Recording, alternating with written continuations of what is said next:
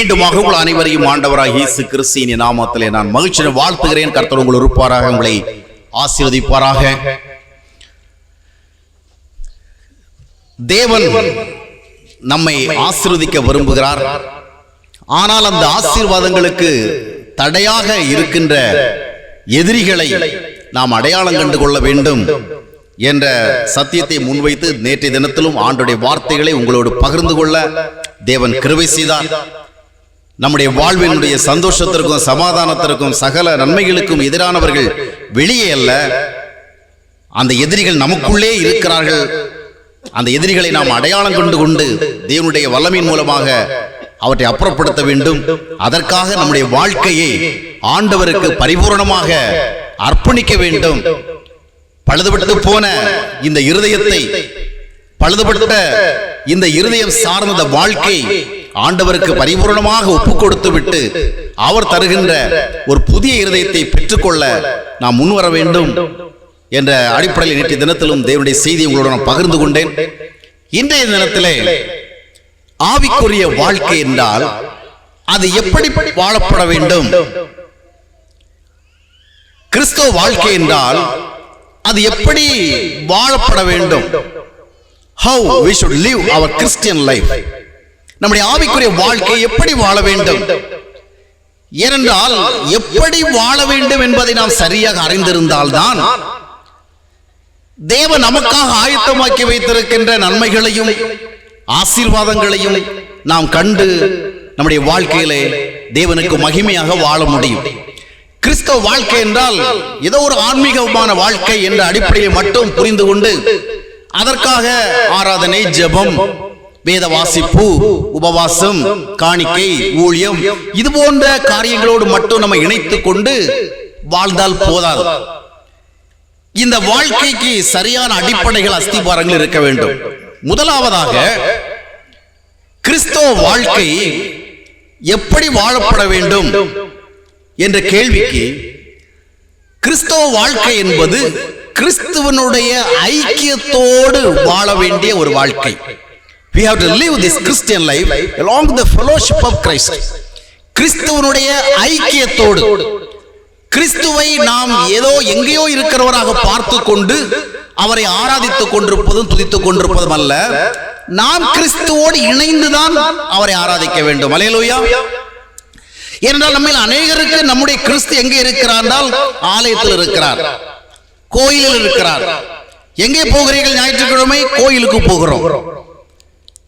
ஆக பல நேரங்களிலே நம்முடைய கடவுளை நாம் நம்மோடு பார்க்க தவறுகிறோம், நம்மிடத்தில் எதிர்பார்க்க தவறுகிறோம், நம்மிடத்தில் அவர் இருக்க வேண்டும் என்கிற நம்பிக்கை சார்ந்து வாழவும் தவறுகிறோம். எங்கே கடவுள் இருக்கின்றார்?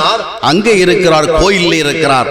எனவேதான் நம்மில் சிலருக்கு கோயில் ஏரியாவுக்குள்ள வந்த பிறகுதான் பக்தி என்பது ஒரு ஸ்பெஷல் எஃபெக்டிவாக மாறுகிறது. அந்த கேம்பஸ் நெருங்க தான் பக்தி அதிகமாகிறது. ஆலயத்துக்குள்ள வந்த உடனே அப்படியே பக்தி மயமாகி விடுகிறோம். அதுவும் ஆல்டர் பக்கத்துல வந்த உடனே ரொம்பவும் நமக்கு பக்தி வருகிறது. எனவே நாம் பணிகிறோம், குனிகிறோம், நிறைய காரியங்களை செய்கிறோம். வெளியே போன உடனே மாறிவிடுகிறது. ஏனென்றால் நம்முடைய ஆண்டவரை நாம் நம்மோடு பார்ப்பதற்கு தவறி அவரை எங்கோ ஒரு இடத்தில் இருக்கிறவராக பார்க்கிறோம். ஆனா கிறிஸ்தவ ஆன்மீகம் இதை ஏற்றுக்கொள்ளவில்லை. எங்கே கடவுள் இருக்கிறார்?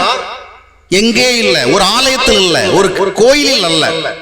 ஏதோ நாம் கலாச்சார ரீதியாக வழியாக நாம் நம்பிக்கொண்டு வந்த சில நம்பிக்கையின் அடிப்படையில் கோயில், ஆலயம், வழிபாட்டு ஸ்தலம் இப்படி எல்லாம் சொல்லுகிறோம். ஆனா புதிய ஏற்பாட்டுடைய சத்தியத்தின் அடிப்படையில் பார்க்கும் பொழுது மனிதர்கள் கைகளினாலே கட்டின இடங்களிலே தேவன் வாசமாக இருப்பது இல்லை என்று வேதம் சொல்லுகின்றது. கடவுள் மனிதன் கட்டின கட்டடங்களிலே தங்குவதில்லை. தேவனை மகிமைப்படுத்துவதற்காகவும் தேவனுக்கேற்ற வழியில் நடப்பதற்கு தேவையான ஆவிக்குரிய ஒழுங்குகளையும் பயிற்சிகளையும் கற்றுக்கொள்வதற்காகவும் தேவனுடைய பிள்ளைகளோடு இணைந்து இசைந்து ஒருவருக்கு ஒரு ஐக்கியமாக இருந்து அன்பை ருசிப்பதற்காகவும் ஆண்டவருக்கு பணி செய்வதற்காகவும் தான் ஒரு கட்டடத்தை நாம் கட்டுகிறோம். அந்த கட்டடத்திலே கர்த்தரை நாம் துதிக்கிறோம், சோத்தரிக்கிறோம், வேதத்தை வாசிக்கிறோம், சிந்திக்கிறோம். இது ஆவிக்கு உரிய காரியங்களை செய்வதற்காக நாம் கட்டிக்கொண்ட ஒரு கட்டடம் தானே அன்றி இது கடவுள் தங்குகின்ற ஆலயம் அல்ல. இதை கடவுள் தங்குகிற ஆலயமாக நாம் புரிந்து கொள்வது நமக்கு பக்தியாக தெரியலாம். அது நமக்கு ஒரு பெரிய ஆன்மீக உணர்வை சார்ந்ததாக இருக்கலாம். ஆனால் அதன் மூலமாக வேறொரு உண்மை மறக்கப்படுகிறது. 1 கொரிந்தியர் 3ஆம் அத்தியாயத்தினுடைய 16-17 வசனங்களை நீங்கள் வாசித்து பார்க்கும் பொழுது, இப்பொழுது ஆலயம் எங்கே இருக்கிறது? Where is the temple of God? எங்கே ஆண்டவருடைய ஆலயம் இருக்கிறது என்பது சொல்லப்படுகிறது. எங்கும் இல்ல, நீங்களே தேவனுடைய ஆலயம். You yourself are the temple of God. நீங்கள் தான் ஆலயங்கள். உங்களில் தான் தேவன் தங்க வேண்டும். நீங்கள் தான் தேவன் தங்குவதற்கென்று படைக்கப்பட்ட தேவாலயங்கள். ஆக மனுஷன் கட்டின கட்டடங்களில் அல்ல, அது எவ்வளவு பெருசா கட்டினாலும் சரி, எவ்வளவுதான் கலை நுணுக்கத்தோட மிக சிறந்த கட்டிடக்கலை நுணுக்கங்களோடு கட்டினாலும் சரி, உயர்ந்த கோபுரங்களை வைத்தாலும் சரி, ஆண்டவர் தங்குவதற்கென்று ஆண்டவர் நியமித்திருக்கின்ற இடம் ஆலயம் என்பது கட்டடம் அல்ல, மனிதனுடைய இருதயம். அல்லேலூயா. மனித இருதயம் என்று சொல்லும் மனிதனோடு நீங்களே தேவனுடைய ஆலயம். 1 கொரிந்தியர் 6ஆம் அத்தியாயம் 19ஆம் வசனம் சொல்லுகிறது, உங்கள் சரீரம் பரிசுத்த ஆவியானவர் தங்குகிற ஆலயமாக இருக்கிறது. இந்த வசனங்கள் எல்லாம் நாம் கையில் வைத்திருக்கிற அதே வேதாகமத்தில் தான் இருக்கிறது. ஆக தேவ ஆவியானவர் எங்கே தங்குகிறார்? நம்முடையத்தில் தான். அப்படி என்று சொன்னால் தேவனை நாம் எங்கேயோ பார்க்கிறவர்களாக அல்ல, நம்மிடத்திலே பார்க்கிறவர்களாக இருக்க வேண்டும். நம்மிடத்திலே தேவனை காண வேண்டும். இப்படி சொல்லுகின்ற பொழுது இப்படிப்பட்ட ஒரு அனுபவத்திற்கு நாம் வர முடியுமா?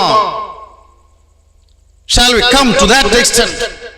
இந்த அளவுக்கு நம்மால் வர முடியுமா என்கிற ஒரு கேள்வி ஏற்படுகிறது. வேதம் தானே சொல்லுகிறது வர முடியும் என்று. It's very simple.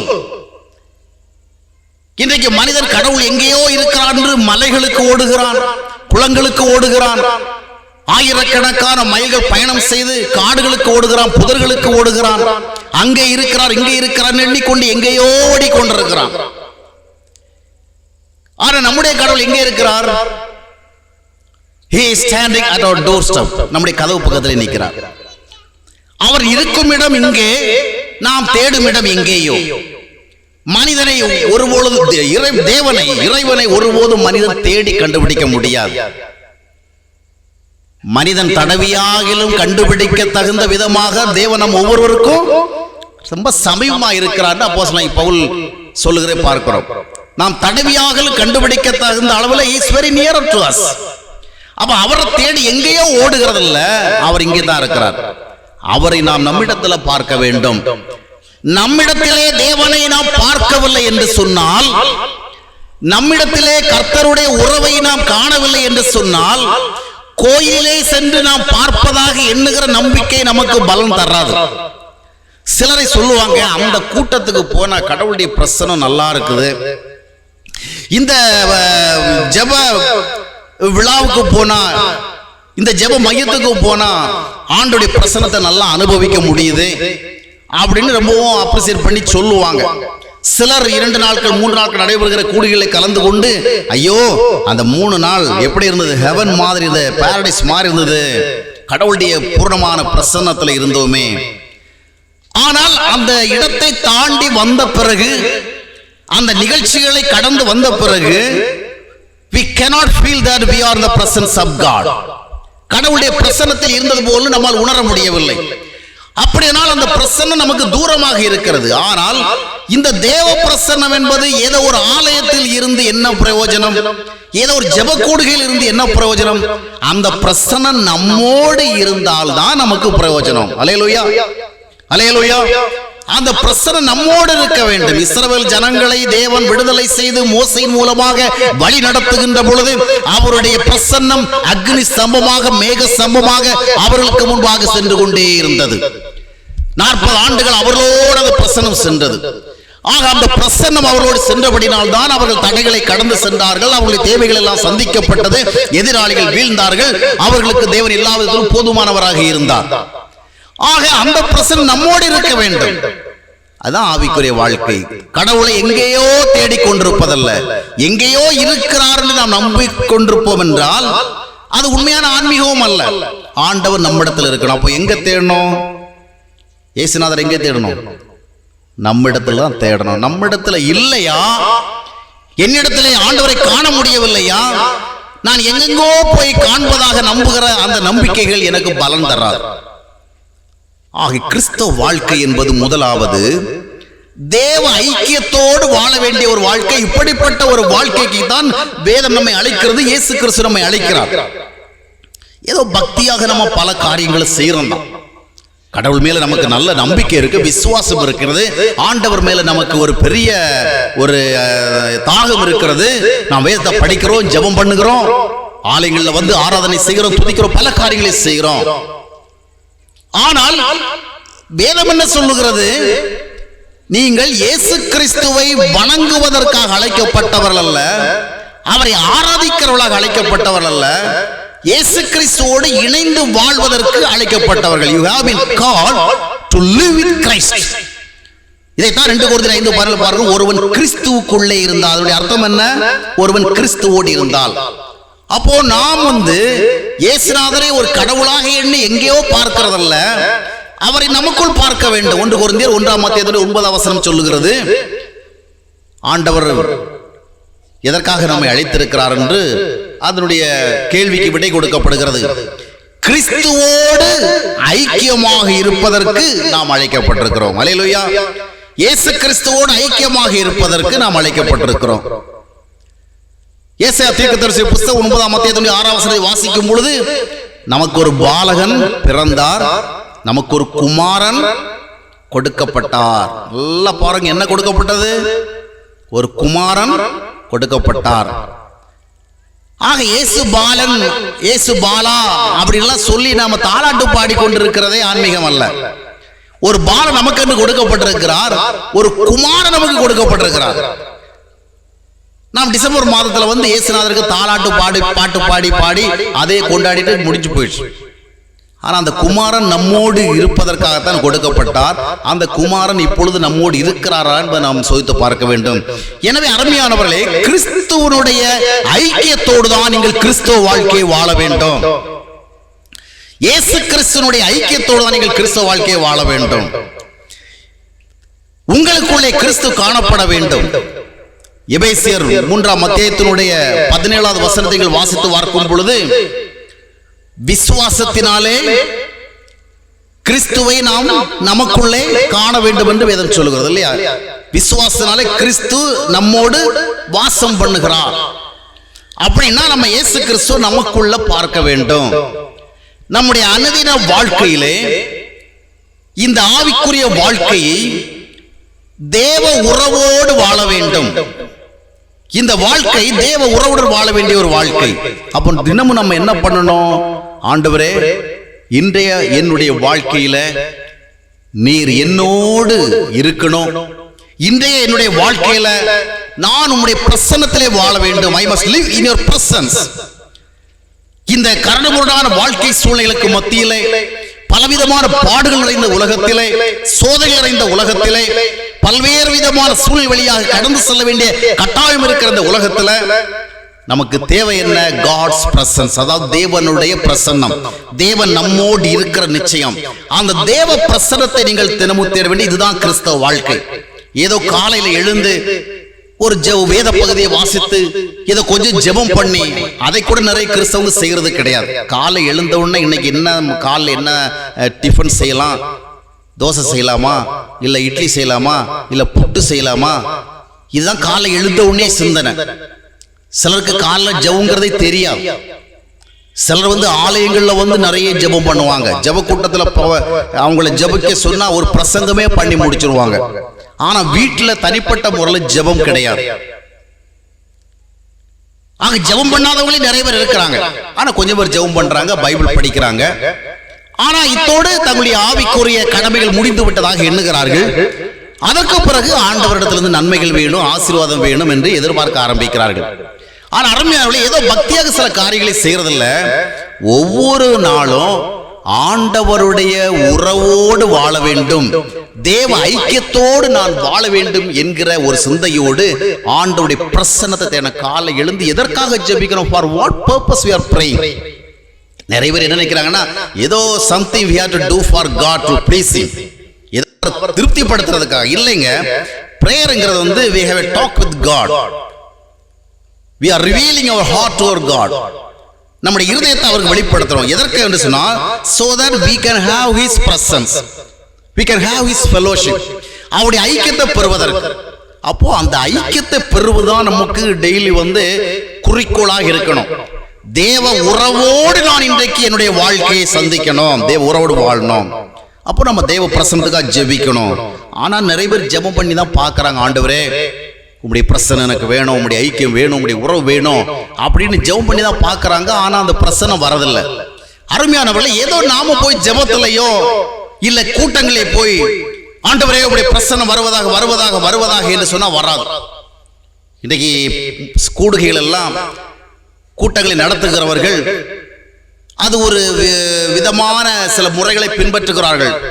உம்முடைய வல்லமை இறங்குவதாக, உம்முடைய பிரசன்னம் இறங்குவதாக இறங்குவதாக இறங்குவதாக என்று ஆண்டவருக்கு கட்டளை கொடுப்பாங்க. ஆண்டவர் உம்முடைய பிரசன்னத்தை எடுத்து நிரப்புவதாக.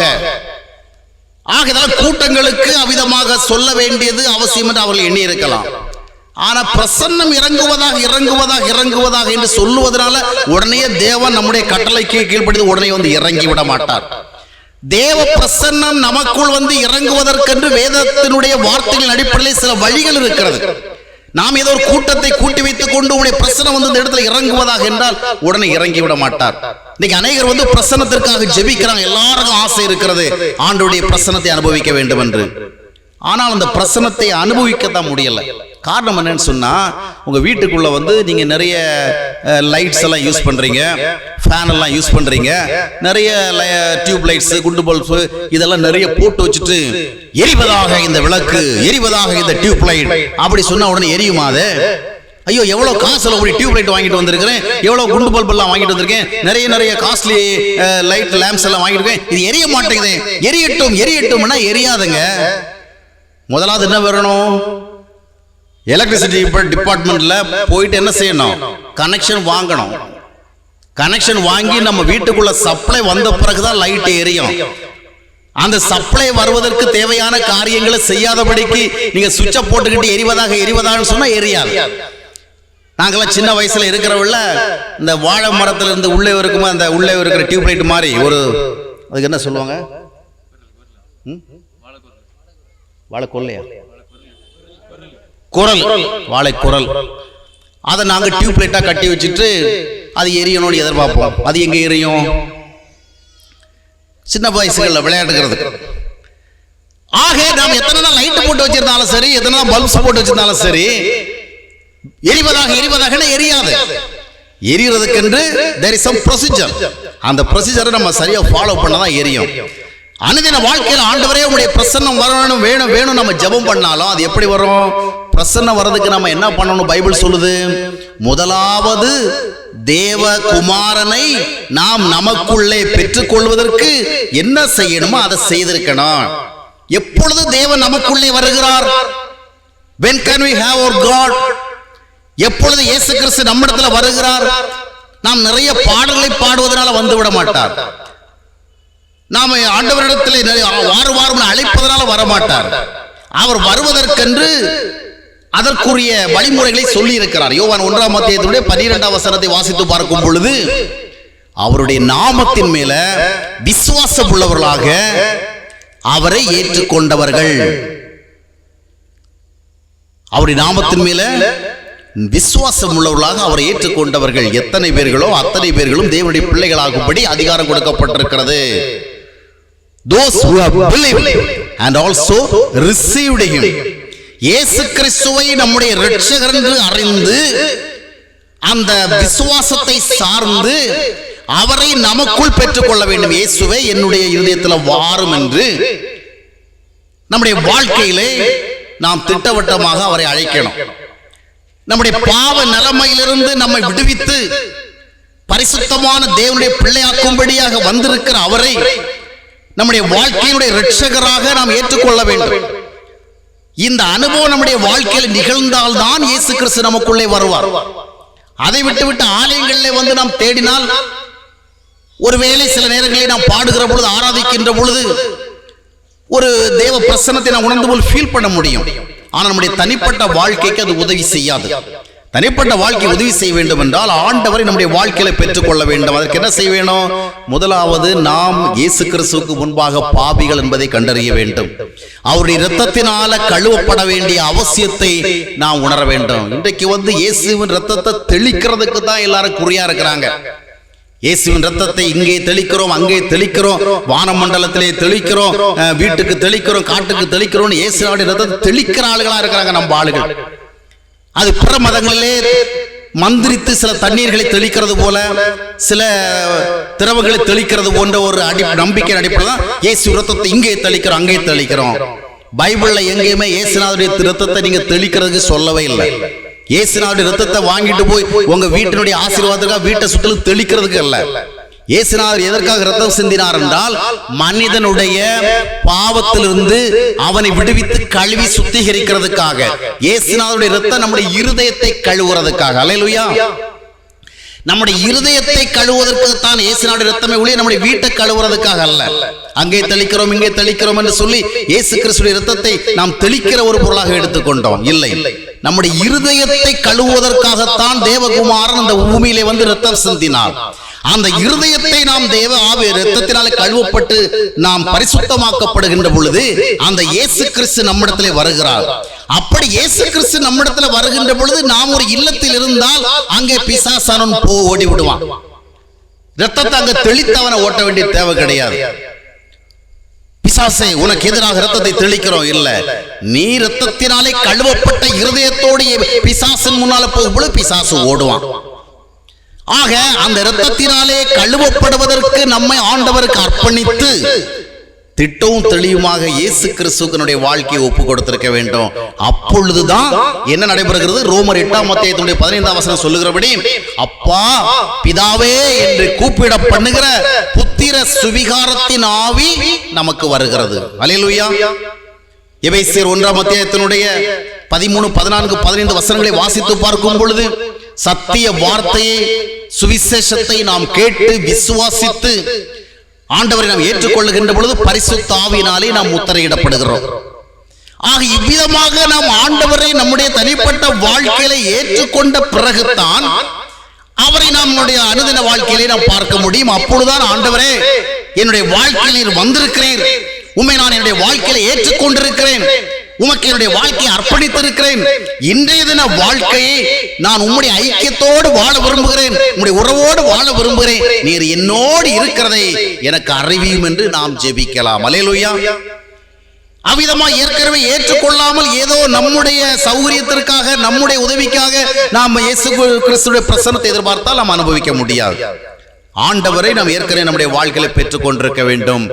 இந்த இரவு வேளையில் ஆண்டுடைய சமூகத்தில் உட்கார்ந்திருக்கிற நாம் ஆண்டவரை ஏற்றுக்கொண்டிருக்கின்றோமா? இயேசு கிறிஸ்துவினால் ரட்சிக்கப்பட்ட நிச்சயத்தை பெற்றிருக்கிறோமா? இயேசு கிறிஸ்துவை வணங்குகிறவர்களாக நாம் இருக்கலாம், வாழ்த்துகிறவர்களாக, போற்றுகிறவர்களாக, புகழுகிறவர்களாக நாம் இருக்கலாம்.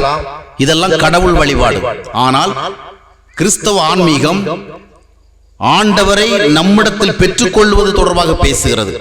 அவ்விதமான ஒரு அனுபவத்தை நாம் பெற்றிருக்கிறோமா? அவ்விதமான ஒரு அனுபவத்தை நாம் இன்னும் பெற்றுக்கொள்ளவில்லை என்றால் அதை பெற்றுக்கொள்வதற்கு தேவன் கொடுக்கின்ற கடைசி நாளாக இந்த நாள் இருக்க முடியும். எத்தனையோ முறை ஆண்டவர் நம்மிடத்தில் அதனுடைய தேவை வற்புறுத்தி கொண்டிருக்கிறார். நாம் பக்தியாக பல காரியங்களை செய்து அதனுடைய திருப்தியிலேயே நல்ல கிறிஸ்தவனை நினைத்துக் கொண்டிருக்கலாம். எந்த கிரியை செய்தாலும் அவருடைய நீதிக்கு நாம எட்ட முடியாது. அவரை நம்முடைய வாழ்க்கையில திட்டவட்டமா ஏற்றுக்கொண்டிருக்க வேண்டும். ஏற்றுக்கொண்டிருக்கிறோமா? அப்படி ஏற்றுக்கொள்ளவில்லை என்றால், அப்படி ஏற்றுக்கொள்ளாத ஒரே ஒரு நபர் இந்த கூட்டத்தில் இருந்தா அந்த ஒரே ஒரு நபருக்காக தான் அந்த கூட்டமே நடக்குது. எல்லாரும் சொல்ல, நாங்க ரட்சிக்கப்பட்டிருக்கிறோம், ஏற்றுக்கொண்டிருக்கிறோம், இயேசுநாதர் என்னோட இருக்கிறார், அப்படி எல்லாரும் சொன்னாலும் இல்ல, இயேசுநாதரை நான் இன்னும் ஏற்றுக்கொள்ளல, இன்னும் என்னுடைய வாழ்வில் அவர் இல்லை என்று சொல்லுகின்ற ஒரே ஒரு ஆத்துமாக இருந்தால் அந்த ஆத்துமாவுக்காகத்தான் ஆண்டவர் இந்த கூட்டத்தை நடத்தி கொண்டிருக்கின்றார். அந்த ஆத்துமாவுக்காகத்தான் இந்த ஆண்டவர் தினம் பேசிக் கொண்டிருக்கின்றார். 99 ஆடுகளை விட்டுவிட்டு மேய்ப்பன் என்ன செய்யறான்? காணாமல் போன ஒரு ஆட்டை தேடி செல்கிறான். யார் தாங்கள் ரட்சிக்கப்படவில்லை என்று உணர்கிறார்களோ அந்த உணர்த்தலை பெற்றுக்கொண்ட அந்த ஒரே ஒரு ஆத்துமாவுக்காக தான் இவ்வளவு ஏற்பாடு நடைபெறுகிறது. அதற்காக தான் இவ்வளவு பணமும் செலவழிக்கப்படுகிறது, இவ்வளவு ஏற்பாடு செய்யப்பட்டிருக்கிறது. எனவே இன்றைய தினம் ஆண்டுடைய வார்த்தையை கேட்டுக்கொண்டிருக்கின்ற பொழுது ஆண்டவரால் நாம் ரட்சிக்கப்பட்ட நிச்சயத்தை பெறவில்லை என்றால் இன்றைக்கு நம்மை ஆண்டவருக்கு ஒப்புக் கொடுப்போம். ஊழியர்கள் வாயிலாக தேவ வல்லமையை நாம் பெற வேண்டிய தேவையில்லை. ஊழியர்கள் வாயிலாக தேவ பிரசன்னத்தை அனுபவிக்க தேவையில்லை.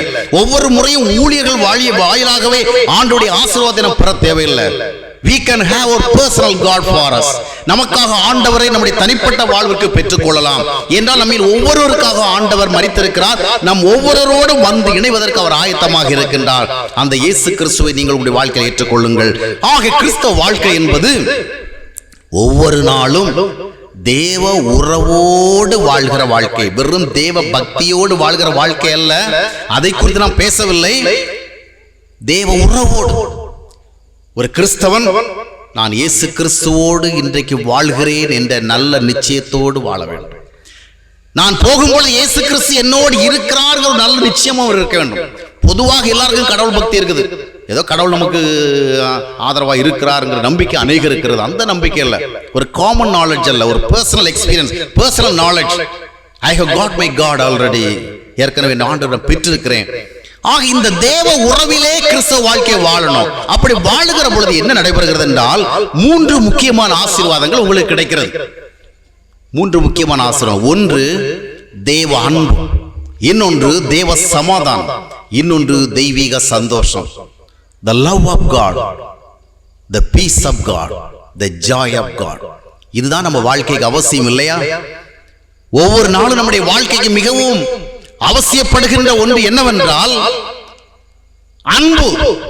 மனிதன் அன்பை ருசித்து வாழ்கின்ற இயற்கையோடு படைக்கப்பட்டவன். மனிதனுடைய இருதயத்திற்குள்ளே அவன் நேசிக்கப்படுகிற ஒரு உணர்வு அவனுக்கு அவசியம். எனவே அனுதின வாழ்க்கையிலே அவனுக்கு நேசிக்கப்படுகிற ஒரு அனுபவம் வேணும். ஆனால் இந்த உலகத்திலே அன்பை தேடுகிறோம், அது நமக்கு கிடைக்கவில்லை. அன்பை எதிர்பார்க்கிறோம், அது நமக்கு கிடைக்கவில்லை. மனைவி நேசிக்கவில்லை என்று கணவன் வேதனைப்பட்டுக் கொண்டிருக்கின்றான். கணவன் நேசிக்கவில்லை என்று மனைவி வருந்திக் கொண்டிருக்கிறாள். பிள்ளைகள் நேசிக்கவில்லை என்று பெற்றோர் வருந்துகிறார்கள். பெற்றோர் பிள்ளைகளாகி எங்களை நேசிக்கவில்லை என்று பிள்ளைகள் வருந்து கொண்டிருக்கிறார்கள். நண்பராக இருந்தும் என்னை நன்றாக நேசிக்கவில்லை என்று நண்பர்கள் இயங்கிக் கொண்டிருக்கிறார்கள். ஆக இந்த உலகம் நேசிக்கப்படாத ஒரு உணர்வோடு எங்களை நேசிக்க யாரும் இல்லையே என்று இயங்கிக் கொண்டிருக்கின்றது. ஏனென்றால் அன்பு மனித வாழ்க்கைக்கு மிகவும் முக்கியமானது. It is so important for our living. Love. அன்பு நமக்கு ரொம்ப முக்கியம். ஆனால் இந்த அன்பை இந்த உலகத்திலிருந்து நாம் பெற்றுக்கொள்வோம் என்கிற நிச்சயம் நமக்கு இல்லை. அப்படியே இந்த அன்பை பெற்றுக்கொண்டாலும் அந்த அன்பு அது நம்முடைய இருதயத்திற்கு போதுமானதல்ல. It will not be sufficient. ஒரு மனைவியினுடைய இருதயத்திற்கு தேவையான அளவிற்கு அன்பை கணவன் கொடுக்க முடியாது. ஒரு கணவனுடைய இருதயத்திற்கு தேவையான அன்பை மனைவி கொடுக்க முடியாது. ஆக நம்முடைய வாழ்க்கையில் அன்பு அவசியம். அந்த அன்பை எப்படி பெற்றுக்கொள்வது? தேவ உறவின் வாயிலாக நாம் என்ன செய்கிறோம்? அந்த அன்பை நாம் ருசிக்கிறோம். நம்முடைய வாழ்விற்கு பணம், பொருள், ஆஸ்தி, அந்தஸ்து எல்லாவற்றையும் விட அன்புதான் ரொம்ப தேவை. அந்த அன்பை தான் தேவ உறவின் வாயிலாக நாம் பெறுகிறோம். எங்கே தேவ உறவு உண்டோ, எங்கே தேவ ஐக்கியம் உண்டோ, அங்கே தேவ அன்பை ருசிக்கிற அனுபவம் உண்டு. எபேசியர் 3ஆம் அத்தியாயத்துடைய 19வது வசனத்தை வாசித்து பார்க்கும் பொழுது அறிவுக்கு எட்டாத அந்த அன்பை நீங்கள் அறிந்து கொள்ள வல்லவர்களாக மாற வேண்டும். தேவனுடைய அன்பை நீங்க என்ன செய்யணும்? அறிந்து கொள்ளணுமா? ஆக தேவ அன்பை அனுபவிக்க நாம் அழைக்கப்படுகிறோம். We have to taste the love of God. இந்த அன்பை நாம் அனுபவிக்க வேண்டும். அனுதின வாழ்க்கையிலே இந்த தேவ அன்பை அனுபவித்து அந்த அன்பு கொடுக்கின்ற ஒரு ஆறுதலை கொண்டு, அந்த அன்பு கொடுக்கின்ற ஒரு தைரியத்தை கொண்டு, அந்த அன்பு கொடுக்கின்ற ஒரு நம்பிக்கையை கொண்டு நம்முடைய அனுதின வாழ்க்கையை நாம் வாழ வேண்டும். ஆக நம்முடைய கிறிஸ்தவ வாழ்க்கை ஏதோ ஒரு கோணத்தில் வாழ்வதில்லை. இன்னைக்கு அநேகருக்கு இயேசுநாதர் அன்பானவர் என்று தெரியும், God is love என்று சொல்லுவார்கள். ஆனால் அந்த அன்பை இருதயத்தில் நீங்கள் ருசிக்கிறீர்களா? இயேசு அன்பானவர் என்பதை எப்படி அறிந்து கொண்டீர்கள்? How you have come to know that Jesus loves you? உங்களை நேசிக்கிறார் எப்படி உங்களுக்கு தெரியும்? சிலுவையில் இயேசு அறையப்பட்டதை நீங்கள் ஞாபகப்படுத்தி, நமக்காகத்தானே இயேசு இரத்தம் சிந்தி இருக்கிறார், நமக்காகத்தானே சிலுவையில் மரித்திருக்கிறார் நீங்கள் சொல்ல முடியும். இது சரித்திரம், இது காமன் நாலேஜ். சரித்திர ரீதியாக அறிந்து கொண்டவைகள் எல்லாம் நம்முடைய அனுதின வாழ்க்கைக்கு பயன்படாது. சரித்திர ரீதியாக அறிந்து கொண்டவைகளை நம்முடைய வாழ்க்கையில் அனுபவிக்க வேணும். ஒரு ரெஸ்டாரண்ட் இருக்குது, உணவகம், அங்க விதவிதமான சாப்பிட்ற ஐட்டம் எல்லாம் இருக்கு. இதை குறித்து நாம் அறிந்து வைத்திருக்கிறோம். இந்த ரெஸ்டாரண்ட்டுக்கு போனா, இந்த உணவகத்துக்கு போனா சூப்பர் டேஸ்டா இருக்கும், நல்லா சாப்பிடலாம், நல்ல நல்ல ஐட்டம்ஸ் எல்லாம் வச்சிருப்பான். இந்த அறிவு மட்டும் உங்களுடைய பசியை நீக்கி விடுமா? இந்த அறிவு மட்டும் உங்களுக்கு சுவையான உணவை கொடுத்து விடுமா? அந்த உணவகத்தில் இருக்கிறது உங்க வாய்க்கு வரணும் இல்லையா? உணவகத்தை குறித்து நாம் அறிந்து வைத்திருப்பது சரித்திரம், ஒரு இன்ஃபர்மேஷன், ஜெனரல் நாலேஜ் நாம் அறிந்து வைத்திருக்கிறோம். ஹிஸ்டாரிக்கலி இயேசு கிறிஸ்து நமக்காக மரித்தார் என்பதை நாம் வேதத்தின் மூலமா அறிகிறோம். ஆனால் அந்த ஹிஸ்டாரிக்கல் நாலேஜ் மட்டுமே நமக்கு போதாது. இயேசு அன்பானவர் என்பதை சிலுவையில் இயேசு அறையப்பட்டதன் அடிப்படையிலே வேதம் சொல்லுகிறதை வைத்து மட்டும் நம்புவதல்ல, அதை என்னுடைய தனிப்பட்ட வாழ்க்கையில் உணர வேண்டும். அதைத்தான் அப்போஸ்தலனாகிய பவுல் சொல்கிறார், அறிவு கேட்டாத அந்த அன்பை நீங்கள் அறிந்து கொள்ள வல்லவர்களாக மாற வேண்டும். இறை வாழ்க்கை என்பது தேவனுடைய அன்பை நம்முடைய தனிப்பட்ட வாழ்க்கையில் அறிந்து கொள்வது. அந்த அன்பை நம்முடைய வாழ்க்கையில கொண்டு வருவதுதான் தேவ உறவு. ஆன்மீகம் என்பது தேவ உறவோடு வாழ்வது. We need the divine relationship of our God. கடவுளுடைய தெய்வீக உறவு. மனித உறவுகள் தர முடியாமல் போனவைகளை, மனித உறவுகளிடத்திலிருந்து எதிர்பார்த்து நாம் அடைய முடியாமல் போனவைகளை இறை உறவின் மூலமாக நாம் பெறுகின்றோம். மனித உறவுகள் மூலமாக நம்முடைய எல்லா தேவைகளும் சந்திக்கப்பட்டு விடுவதில்லை. திருமணம் ஆகின்ற பொழுது இந்த கணவன் காலத்துக்கும் எனக்கு ஒரு நல்ல துணையாக இருந்து எனக்கு எல்லாவற்றிலும் போதுமானவராக இருப்பார் கனவோடு தான் ஒரு பெண் வருகிறாள். ஒரு பெண்ணை திருமணம் செய்கின்ற பொழுது வரப்போகிற என்னுடைய பெண் என்னுடைய வாழ்வுடைய சந்தோஷத்திற்கு எல்லா விதத்திலும் உதவி செய்வார்கள் ஒரு நம்பிக்கையோடு தான் ஒரு ஆண் வருகிறான். திருமணம் ஆகிறது, உறவுகள் தொடர்கிறது, ஆனா எதிர்பார்ப்புகளோ ஏமாற்றம் அடைகின்றது. கணவன் மனைவி என்ற உறவு வாழ்ந்து கொண்டிருக்கிறது, ஆனால் அந்த உறவுகளிலே எதிர்பார்த்ததான உண்மையான அன்பையும் பெற முடியவில்லை, சந்தோஷத்தையும் பெற முடியவில்லை. இன்னைக்கு பெரும்பாலான குடும்பங்களுக்குள்ளாக அமைதி இல்லை, பெரும்பாலான குடும்பங்களுக்குள்ள சந்தோஷம் இல்லை. வீடுகள் எல்லாம் மிக அருமையாக கட்டப்பட்டிருக்கிறது, பேலஸ் மாதிரி இருக்குது, கேஸ்டல் மாதிரி இருக்குது, தாஜ்மஹால் மாதிரி இருக்கு. ஆனா அங்க உள்ள வாழ்றவங்களுக்கு என்ன இல்லை? They don't have any peace, they don't have any joy. காரணம் என்னவென்றால் உறவுகள் மூலமாக அவர்கள் எதிர்பார்த்த எதிர்பார்ப்பு எல்லாம் அங்கே ஏமாற்றம் கண்டுவிட்டது. கணவன் அழகான ஒரு வீட்டை கட்டி வைத்திருக்கிறான், ஆனால் தன்னுடைய மனைவியை நேசிக்க முடியவில்லை. ஆக அந்த குடும்பத்திற்குள்ளாக ஒரு உறவுகள் மூலமாக என்ன கிடைக்க வேண்டும் அது கிடைக்கவில்லை. அதனால் தான் இன்றைக்கு குடும்ப பிரச்சனைகள், குடும்பங்கள் உடைகிறது, விவாகரத்துகளுக்கு ஓடுகிறது. அதற்கு கிறிஸ்தவ குடும்பங்களும் விதிவிலக்கு அல்ல என்பதை இன்றைய நிகழ்வுகள் எல்லாம் நமக்கு நினைப்பூட்டி கொண்டிருக்கிறது. இன்றைக்கு நீதிமன்றங்களிலே குவிந்து கிடக்கிற ஏராளமான விவாகரத்து வழக்குகளிலே கிறிஸ்தவர்களுடைய வழக்குகளும் கணிசமான அளவிற்கு இருக்கிறது. காரணம் என்ன? உறவுகளிலே கண்ட ஏமாற்றங்கள். ஆனால் ஒன்றை மனதில் வைத்துக் கொள்ள வேண்டும், இந்த உலகத்தில் கணவன் மனைவி உறவாக இருந்தாலும் சரி, அண்ணன் தம்பி உறவாக இருந்தாலும் சரி, நண்பர் உறவாக இருந்தாலும் சரி, பெற்றோர் பிள்ளை உறவாக இருந்தாலும் சரி, இந்த உறவுகளில் மத்தியிலே நாம் எதிர்பார்க்கிற நம்முடைய எல்லா எதிர்பார்ப்புகளும் நிறைவேறுவதற்கு வாய்ப்பில்லை. ஹியூமன் பீயிங்ஸ் நமக்கு தேவையானது எல்லாவரையும் தந்துவிட முடியாது. அப்படி தந்துவிட முடியும் என்றால் நமக்கு தேவனே தேவையில்லை. நம்முடைய உறவுகள் மூலமாகவே நமக்கு தேவையான அன்பையும் நமக்கு தேவையான சந்தோஷத்தை பெற்றுக்கொள்ள முடியும் என்றால் we don't need God.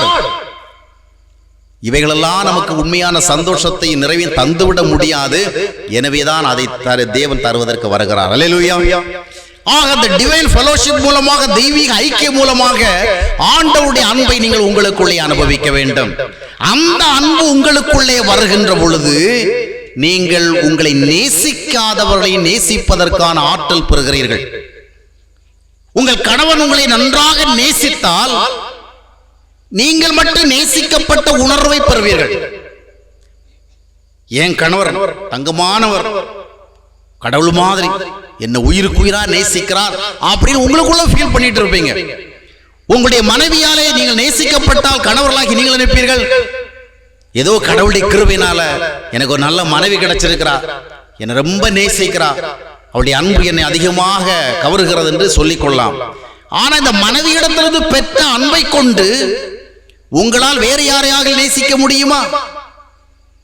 மனைவியால் கணவன் நேசிக்கப்படுகிறான், ஆனால் அந்த கணவனால் கணவனுடைய தாய் வெறுக்கப்படுகிறாள். மனைவியால் கணவன் நேசிக்கப்படுகிறான், ஆனால் அந்த கணவனால் அவனுடைய சகோதரன் வெறுக்கப்படுகிறான். ஒரு இடத்திலிருந்து அனுபவிக்கிறான், அந்த அன்பை கொண்டு மற்றவர்களுக்கு கொடுக்க முடியவில்லை, அவன் இன்னொரு வெறுக்கிறான். சில மனைவிகளை பாருங்கள், அவருடைய பெற்றோருடைய அன்பை அதிகமாக அனுபவிக்கிறார்கள், ஆனால் அந்த அன்பை அனுபவித்துக் கொண்டு தங்கள் கணவரையே வெறுக்கிறார்கள். இதுதான் மனித உறவுகளுக்கு மத்தியில் இருக்கிற பிரச்சனைகள். மனிதன் எவ்வளவுதான் நம்மை நேசித்தாலும் அந்த நேசத்தை நமக்குள் உணர முடியுமே ஒழிய இந்த நேசத்தை கொண்டு நாம் யாரை நேசிக்க முடியாது. But God's love is totally different, extraordinary. கடவுளுடைய அன்பு நம்முடைய உள்ளத்துக்குள்ளே வருகின்ற பொழுது நாம் மற்றவர்களை நேசிக்க ஆரம்பிக்கின்றோம். நம்மை நேசிக்காதவரை நேசிக்க ஆரம்பிக்கிறோம். அந்த நம்பிக்கையில தான் இயேசு கிறிஸ்து சொன்னார், மார்க் 5ஆம் அத்தியாயத்தினுடைய 44ஆம் வசனத்துல, love your enemies, உங்கள் சத்துருக்களை நீங்கள் சிநேகியுங்கள். நாம கேட்கிறோம், how it is possible, how can I love my enemy? என்னுடைய எதிரியை நான் எப்படி நேசிக்க முடியும்? இயேசு கிறிஸ்துவனுடைய அன்பை நீங்கள் உங்களுக்குள் அனுபவித்தால் உங்களுடைய சத்துருக்களையும் உங்களால் நேசிக்க முடியும்.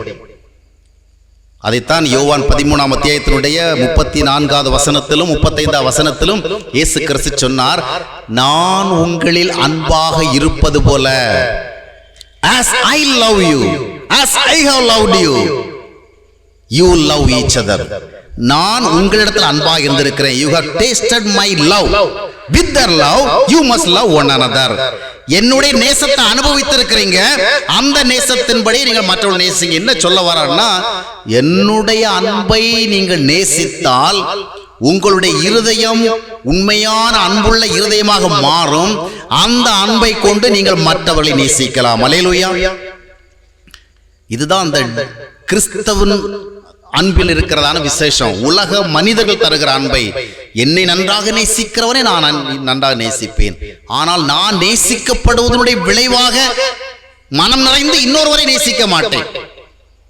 ஆனால் ஆண்டவருடைய அன்பை நான் அனுபவிக்கும் பொழுது, when I experience the love of God in myself, I will be able to love others even though they hate me. அவளை என்னை வெறுத்தாலும் கூட அவளை நேசிக்கிறேன். காரணம்னா, this is the power of the love of Christ. கிறிஸ்துவனுடைய அன்பின் வலிமை. புரிந்து கொண்டீங்களா? அல்லேலூயா.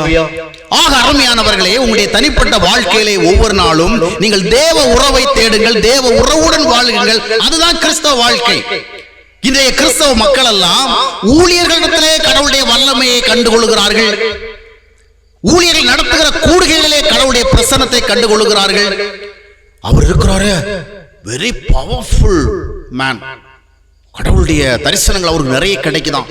அவ்வப்பொழுது சொப்பனம் காண்கிறாராம், பரலோகத்துக்கெல்லாம் போயிட்டு வந்துட்டு இருக்கிறாரு, நரகத்துக்கு கூட அடிக்கடி போயிட்டு வராரு. அவ்வளவு வல்லமையான ஒரு ஊழியக்காரர். வந்தது வராதுமா தீர்க்க தரிசனம் சொல்ல ஆரம்பிச்சிருவாரு. அவர் அரை மணி நேரம் பேசினா 40 நிமிஷம் தீர்க்க தரிசனம் இருக்கும். அரை மணி நேரத்தில் எப்படி 40 நிமிஷம் வரும்?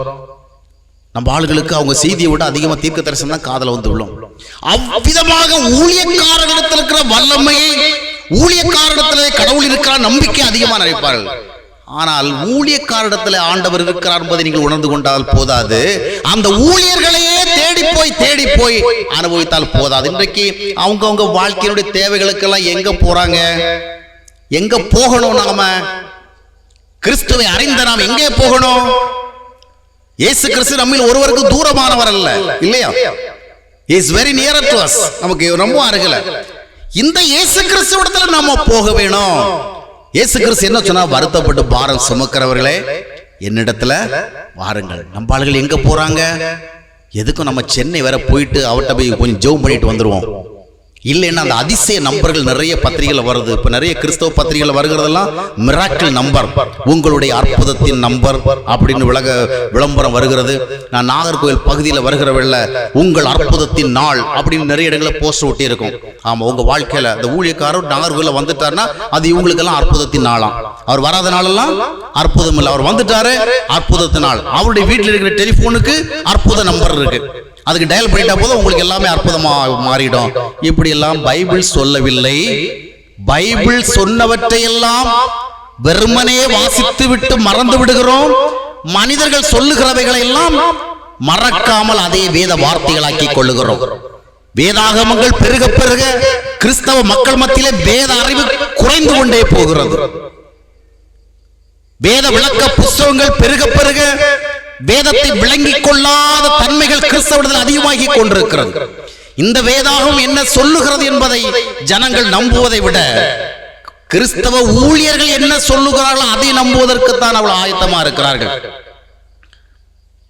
ஒரு தடவை அந்த மலையில ஏறி போனேன், அங்க ஆண்டவரை பார்த்தேன். டெய்லி 4 மணிக்கு என்ன வந்து இந்த இடத்துல சந்தி அப்படின்னு ஆண்டவர் சொன்னார்னு அவர் வந்து சொன்னா அதை நம்புவாங்க. ஐயா நாளைக்கு நீங்க 4 மணிக்கு கடவுளை சந்திக்க போறவல்ல, தயவு செய்து எங்களுக்காக கொஞ்சம் பிரார்த்தனை பண்ணுங்க ஐயா அப்படின்னு சொல்லி அனுப்புவாங்க. ஆனா பைபிள் சொல்லுது என்னை நோக்கி கூப்பிடு, என்னிடத்துல வா, வருத்தப்பட்டு வார சுமக்கிறவர்கள் என்னிடத்துல வாருங்கள், நான் உங்களுக்கு இளைப்பாற தருகிறேன். இதையெல்லாம் ஏற்றுக்கொள்ள மாட்டார்கள். இது கடைசி காலம். கிறிஸ்தவ வேதாகமங்கள் இன்னைக்கு அதிகமாக அச்சிடப்படுகிறது, அதிகமாக விநியோகிக்கப்படுகிறது. இருக்கிற புஸ்தகத்திலே மிகவும் விலை குறைவாக விற்கப்படுகிற புஸ்தகம் இந்த பைபிள் தான். பிள்ளைங்களுக்கெல்லாம் ஐஸ்கிரீம் எல்லாம் 50 ரூபாய் 100 ரூபாய் செலவு பண்ணி கூட வாங்கி கொடுப்பாங்க. ஆனா ஒரு ஆவிக்குரிய புஸ்தகம் ஒரு பைபிள் சொன்னா இது சும்மா கிடைக்காதா? ஃப்ரீயா தானே எல்லா இடமும் கொடுக்குறாங்க. பைபிளுக்கு போய் 50 ரூபாய் கொடுக்கணுமா? பைபிள் சொசைட்டில நிறைய ஃப்ரீயா கொடுக்குறாங்களே, பைபிளுக்கு மட்டும் ஃப்ரீயா கிடைக்கணும். ஏன் தெரியுமா ஃப்ரீயா எதிர்பார்க்கறாங்க? நாம இதை வாங்கி வச்சுட்டு என்ன பண்ண போறோம்? சும்மா தானே வீட்டில் கொண்டு வைக்க போறோம். இதனுடைய ஒர்த் என்ன? எந்த கிறிஸ்தவனும் பைபிளை இலவசமா வாங்கவே கூடாது. இலவசமா கொடுத்தாலும் இல்லையா நான் கடுமையா உழைச்சுதான் இதை வாங்குவேன். ஏனென்றால் உலகத்துல எந்த விதத்திலும் கிடைக்காத ஆசீர்வாதங்களை குறித்த தகவல் இதுல தான் இருக்குது. இந்த வேத வார்த்தைகள் வழியாகத்தான் உங்களுக்கு எல்லா ஆசீர்வாதம் வருகிறது. அதனால பைபிள் எல்லாம் நீங்க ஃப்ரீயா வாங்க கூடாது. நெக்ஸ்ட் டைம் உங்களுக்கு யாரா பைபிள் தந்தா, ஐயா சாப்பாடெல்லாம் நான் ஃப்ரீயாவா வாங்கி சாப்பிடுறேன், ட்ரெஸ் எல்லாம் எனக்கு ஃப்ரீயாவா கிடைக்குது, இந்த பைபிளை மட்டும் ஏன் ஃப்ரீயா வாங்கணும்? நான் காசு கொடுத்தே வாங்க. கிறிஸ்துவை அறியாதவங்க வாங்கட்டும். புதுசா கிறிஸ்தவங்களா வர்றவங்களுக்கு நம்ம ஃப்ரீயா பைபிளை கொடுப்போம்.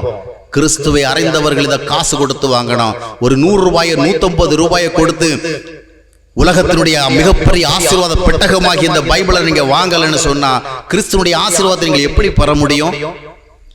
ஆகிய இலவசமாக நிறைய பைபிள் கொடுக்கப்படுகிறது. இந்த வேதாகம அடிப்படையிலே விளக்க உரையில் ஏராளம் வந்து கொண்டிருக்கிறது. ஆனா ஜனங்களுடைய ஆவிக்குரிய அறிவுகள் தான் மழுங்கி கொண்டே போகிறது. உண்மைகளை ஏற்றுக்கொள்கிற மனப்பக்குவம் குறைந்து கொண்டே போகிறது. யார் எதை சொன்னாலும் அது எப்படி என்ற கேள்வி கேட்கிற மனநிலை கிறிஸ்தவ மக்களை விட்டு மறைந்து கொண்டிருக்கிறது. கிறிஸ்தவ ஊழியர்களிடத்திலும் இல்லாமல் போய் கொண்டிருக்கின்றது. பிறவையா என்று சொல்லப்படுகிற பட்டணத்திற்கு அப்போஸ்தலனாகிய பவுல் சென்று பிரசங்கித்த பொழுது வேதாகமம் இல்லாத காலங்கள், ஒவ்வொருடைய வீடுகளிலும் வேத இலக்கியங்கள் இருப்பதற்கான வாய்ப்பில்லாத காலங்கள், யாராவது ஒருவரை நாடி சென்று எங்காவது ஒரு இடத்துக்கு சென்று தான் வேதத்தில் இப்படி இருக்கிறதா என்பதை பார்க்க முடியும். அப்படிப்பட்ட காலத்திலே அப்போஸ்தலனாகிய பவுல் இயேசு கிறிஸ்துவினால் வருகின்ற ரட்சிப்பை குறித்து பிரசங்கித்த பொழுது உடனே அந்த ஜனங்கள் சரி நாங்க நம்புகிறோம் அப்படி நம்பல, இப்படியெல்லாம் இருக்கிறதா என்று அவள் என்ன செய்தார்களாம்?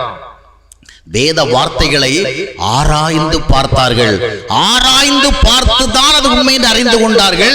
அதனால தான் தெசலோனிக்கே பட்டணத்தில் உள்ள விசுவாசிகளை விட அந்த பெரோயா பட்டணத்து விசுவாசிகள் அதிக நற்குணசாலிகளாக இருந்தார்கள் என்று வேதம் சொல்லுகின்றது. ஆம் அருமையானவர்களே, இன்றைக்கு வேதத்தை நாம் அறிய வேண்டிய விதமா அறியவில்லை. வேதாகமங்கள் பெருகிவிட்டது, வேதாகம கல்லூரிகள் பெருகிவிட்டது. தட்டிக்கு விழுந்தா ஒரு பைபிள் காலேஜில் தான் போய் விழுற அளவுக்கு இன்னைக்கு எங்க பார்த்தாலும் பைபிள் காலேஜ், புதுசு புதுசு புதுசு புதுசா Bible college Bible college Bible college என்று ஏராளம் பைபிள் காலேஜுகள், ஏராளமான பைபிள் காலேஜுகள் வியாபார ரீதியான பைபிள் காலேஜுகளாக மாறிவிட்டது. ஏராளமான இறையில் கற்றுக் கொடுக்கின்ற இடங்களிலே இருக்கின்ற இறை நம்பிக்கையும் ஒன்றாக நாசமாக்கப்படுகிறது. இன்றைக்கு இயங்கிக் கொண்டிருக்கிற பல வேதாகம கல்லூரிகளுக்கு செல்லுகிற மனிதன் பக்திமானாக போகிறான், வெளியே வருகிற பொழுது நாத்திகனாக வருகிறான். அவங்க அம்மா அப்பா அவனுக்கு ஊட்டின பக்தியை சுமந்து கொண்டு அம்மா அப்பா என்ன ஊழியத்துக்காக அவங்க என்ன ஒப்பு கொடுத்திருக்க அந்த ஊழியத்துக்கு நான் என்ன அர்ப்பணிக்கணும், அவன் அந்த நம்பிக்கையோடு போனா இந்த இறையியல் கல்லூரிகள் அவனிடத்தில் இருக்கிற இறை நம்பிக்கையும் இல்லாமல் செய்து வெறும் நாத்திகனாக அனுப்பி விடுகிறது. ஒருமுறை ஒரு ஊழியக்காரர் ஒரு சபையில பிரசங்கம் பண்ணிட்டு இருக்கிறார். இயேசுநாதருடைய ரட்சிப்பை குறித்து, அவர் வருகிற சமாதானத்தை குறித்து, நித்திய வாழ்வை குறித்து பிரசங்கிக்கிறார். அந்த நாளிலே அதே ஆராதனையில இறையியல் கல்லூரியை சேர்ந்த சிலர் வந்திருக்கிறார்கள். அவர்கள் வந்து அந்த பிரீச்சர் பிரசங்கம் பண்ணி முடிச்ச உடனே வந்து சொல்றாரு, you have wasted your precious time. உங்க நேரத்தை நீங்க வீணாக்கிட்டீங்க. இந்த சமுதாயத்துக்கு என்ன பேசணுமோ அதை பேசாதபடிக்கு இயேசுநாதர் வந்தார், ஜீவனை கொடுத்தார், நித்திய வாழ்வை கொடுக்கிறார், இதே சொல்லி முடிச்சிட்டீங்களே. சமுதாய மேம்பாட்டுக்கு நீங்க சொல்லி இருக்கலாமே, ஒடுக்கப்பட்டவர்களுக்காக நீங்கள் குரல் கொடுத்திருக்கலாமே, நெருக்கப்பட்டவர்களுக்காக குரல் கொடுத்திருக்கலாம் என்று இறையியல் கல்லூரியிலிருந்து வந்தவர்கள் அவரிடத்தில் கேள்வி கேட்கிறார்கள். வேதத்தில் இருக்கிற வசனத்தை அவர்கள் பிரசங்கிப்பது இவர்களுக்கு வேஸ்ட் ஆஃப் டைம். எங்கே போயிருக்கிறது பார்த்தீங்களா ஆன்மீகம்? உனக்கு எதற்காக இறையியல் கல்லூரி? எனவே இக்காலத்தில் இறையியல் கல்லூரிகள் இறைவனை அறிவதற்காக அல்ல, இருக்கின்ற அறிவையும் இழக்க வைப்பதற்காகத்தான் செயல்பட்டுக் கொண்டிருக்கிறது. எனவே வேதாகம கல்லூரிகளுக்கு நாம் எச்சரிக்கையாக இருக்க வேண்டும்.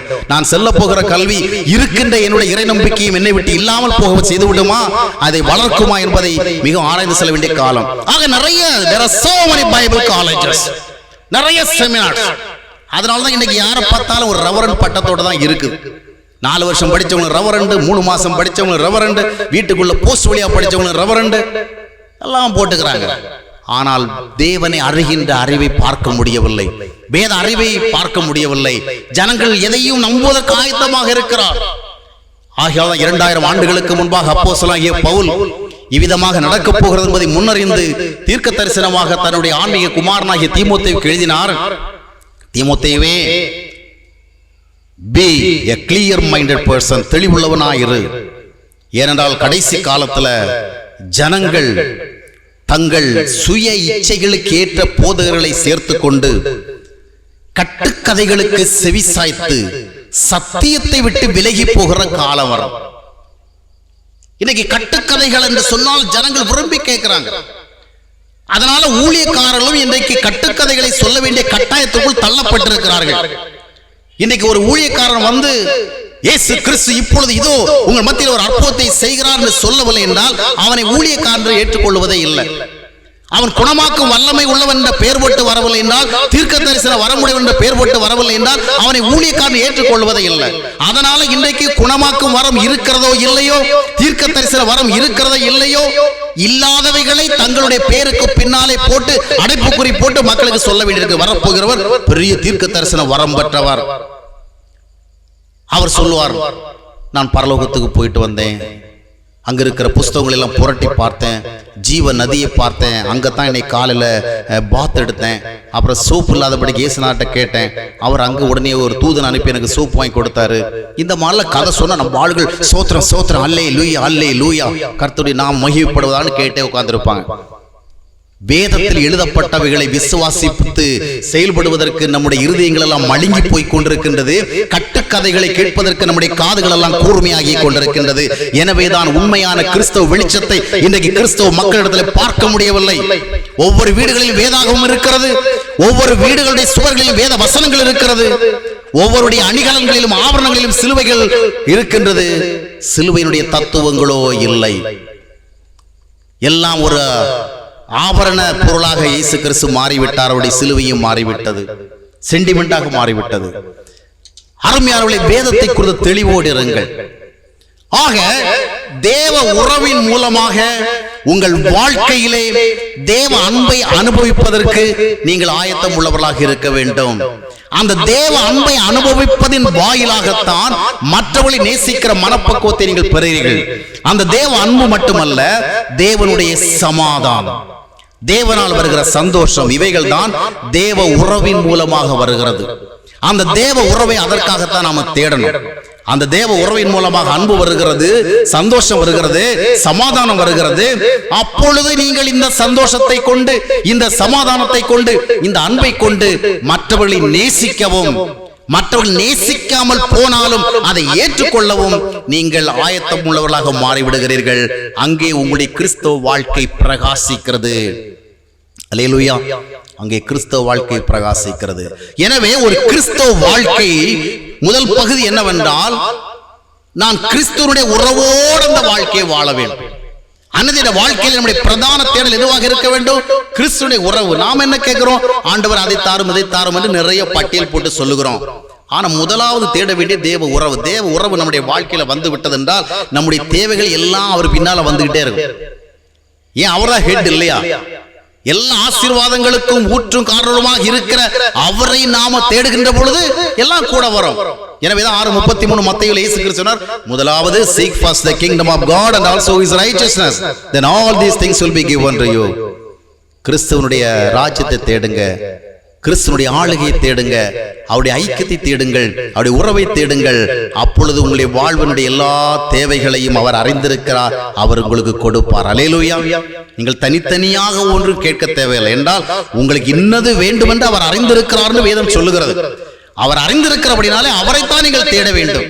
அவரை தேடுகிற பொழுது உங்களுடைய வாழ்வினுடைய எல்லா தேவைகளும் வந்து சேர்கிறது. உங்கள் வாழ்விலேயே மிக முக்கிய தேவைகள் 3 தான்: அன்பு, சமாதானம், சந்தோஷம்.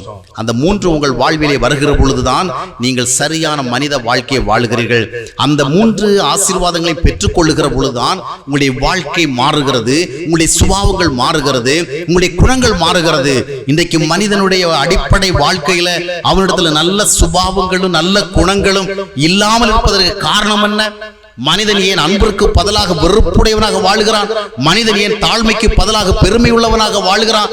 அவனுக்குள்ளே அன்பு இல்லை, அவனுக்குள்ளே சந்தோஷம் இல்லை. அவன் ஏதேதோ வழிகளில் சந்தோஷத்தை தேடுகிறான், but he is not getting. அவனுக்கு கிடைக்கல. அந்த அன்பு இல்லாத காரணத்தினால, சமாதானம் இல்லாத காரணத்தினால அவன் இப்பொழுது வெறுக்கிறவனாக, விரோதிக்கிறவனாக, கசப்புடையவனாக, கோபமுடையவனாக, எரிச்சல் உடையவனாக, பலவிதமான தவறான குணாதிசயங்களுடையவனாக காணப்படுகிறான். இந்த அன்பு, சந்தோஷம், சமாதானம் 3ஐயும் ஆண்டுடைய சமூகத்திலிருந்து பெற்றுக்கொள்ள வேண்டும். அடுத்ததாக சொல்லுவதற்கு இன்னும் சில கருத்துக்கள் இருக்கிறது, நேரங்கள் குறைவாக இருக்கிறது. முதலாவது, நாம் கிறிஸ்தவ வாழ்க்கை எப்படி வாழ வேண்டும்? எப்படி வாழணும்?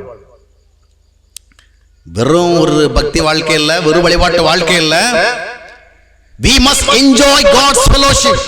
தேவ உறவோடு வாழ வேண்டும். We must live the Christian life with the fellowship of Christ. கிறிஸ்துவனுடைய ஐக்கியத்தோடு வாழ வேண்டும். இரண்டாவது, கிறிஸ்தவ வாழ்க்கை என்பது நம்முடைய பலத்திலே வாழ்கின்ற ஒரு வாழ்க்கை அல்ல, இயேசு கிறிஸ்துவனுடைய பலத்திலே வாழ்கிற வாழ்க்கை. நாம் இன்றைக்கு வாசிக்க கேட்ட வேத பகுதியில் கூட 3 மத்தேயுடைய 16 வசனத்தில் நாம் வாசிக்கிறோம், அவராலே உள்ளான மனிதனில் அவருடைய வல்லமையை பெறணும்.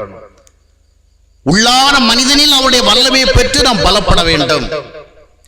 இயேசு கிறிஸ்துவுடைய உறவை நம்முடைய வாழ்க்கையிலே தேடுகின்ற பொழுது, இயேசு கிறிஸ்துவுடைய ஐக்கியத்தை நம்முடைய வாழ்க்கையிலே தேடுகிற பொழுது, அதன் மூலமாக நம்முடைய வாழ்க்கையில ஒரு பெரிய வல்லமை வந்து செயல்பட ஆரம்பிக்கின்றது.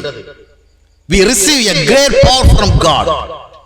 கிறிஸ்துவுடைய ஐக்கியமுடைய வாழ்க்கையில ஒரு எக்ஸ்ட்ராஆர்டினரி பவர் இருக்கும். அதை குறித்தான் அப்போஸ்தலர் நடபடிகள் 1 மத்தேயுடைய 8 வசனத்தில் இயேசு கிறிஸ்து சொன்னார், பரிசுத்த ஆவி உங்கள் மேல வருகின்ற பொழுது நீங்கள் பலம் அடைவீர்கள்.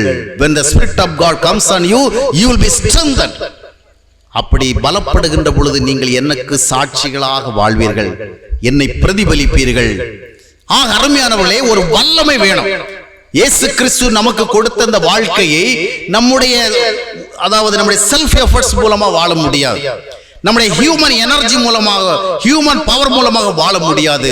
we need the divine power of God. அதை பெற்றுக்கொள்வதற்கு நம்முடைய வாழ்க்கையிலே தேவ உறவு வேண்டும். தேவ உறவை பெற்றுக் கொள்வதற்கு நம்முடைய வாழ்விலே ரட்சிப்பு வேண்டும். ஆக இந்த வல்லமையின் மூலமாக வாழ வேண்டும்.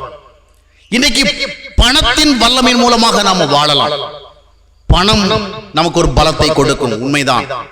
இந்த உலகத்தில் எல்லா வலிமைகளை விட பண வலிமைதான் பெரிய வலிமையாக கருதப்படுகிறது. மனிதன் எல்லாவற்றை பார்க்கலாம் பணத்தை தான் அதிகமாக நேசிக்கிறதை அவனுடைய யதார்த்தமான வாழ்க்கையின் மூலமாக கண்டுபிடிக்க முடிகிறது. சம்பாதிப்போம் என்பதில் அவன் அதிக குறியாக இருக்கிறான். பணம் சம்பாதிப்பதற்காக எத்தனை பொய்களை சொல்வதற்கு அவன் ஆயத்தமா இருக்கிறான். காரணம் என்னவென்றால், அவன் என்ன நினைக்கிறான் என்றால், if I have more money, my joy will be also more. என்னுடைய வாழ்க்கையில பணம் நிறையமானா சந்தோஷமும் நிறைய வரும். அதனால அவன் he is giving so much importance to make money. பணத்தை பெறுவதற்கு அதிகமான வழிகளை தேடுகிறான். ஆனா பணம் ஒரு வலிமைதான், அறிவும் ஒரு வலிமைதான், ஞானமும் ஒரு ஆற்றலை நமக்கு கொடுக்கிறது. நம்முடைய சரீரத்தில் இருக்கிற வலிமையும் ஒரு வலிமைதான். ஆட்களோடு நாம் இணைந்திருக்கிறோம் பாருங்கள், அந்த ஆள் பலமும் ஒரு பலம் தான். இவ்விதமாக in different ways we have the chances to have power for our life. விதவிதமான வழிகளிலே வல்லமை பெற்றுக் கொள்வதற்கு நமக்கு வாய்ப்பு இருக்கிறது. we have lot of means to get power.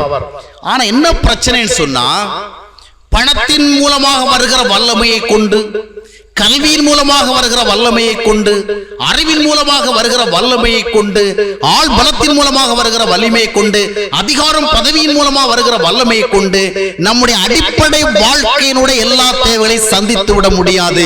we cannot meet all our basic needs.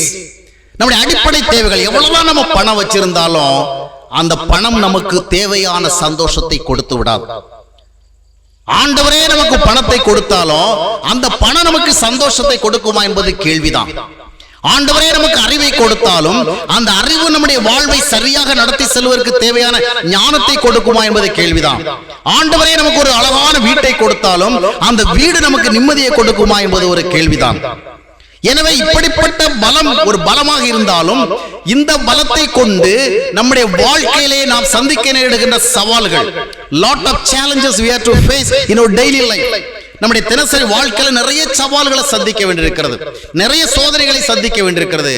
அவற்றிற்கு பண வலிமை போதுமானதல்ல, அறிவு வலிமை போதுமானதல்ல, ஆஸ்தி வலிமை போதுமானதல்ல, ஆள் வலிமை போதுமானதல்ல, சரீர வலிமை போதுமானதல்ல. மனசு சொல்லலாம், என்ன ஒருதனும் அசைக்க முடியாது, என்ன ஒருத்தர் ஒன்றும் பண்ண முடியாது, பாடி கொஞ்சம் ஸ்ட்ராங்கா இருந்தா அப்படி சொல்றதுக்கு மனசு வந்துடும். ஆனா எவ்வளவுதான் உடல் வலிமை இருந்தாலும் அந்த வலிமையை கொண்டு உங்களுடைய வாழ்க்கையை நீங்கள் வெற்றியாக வாழ்ந்து விட முடியாது.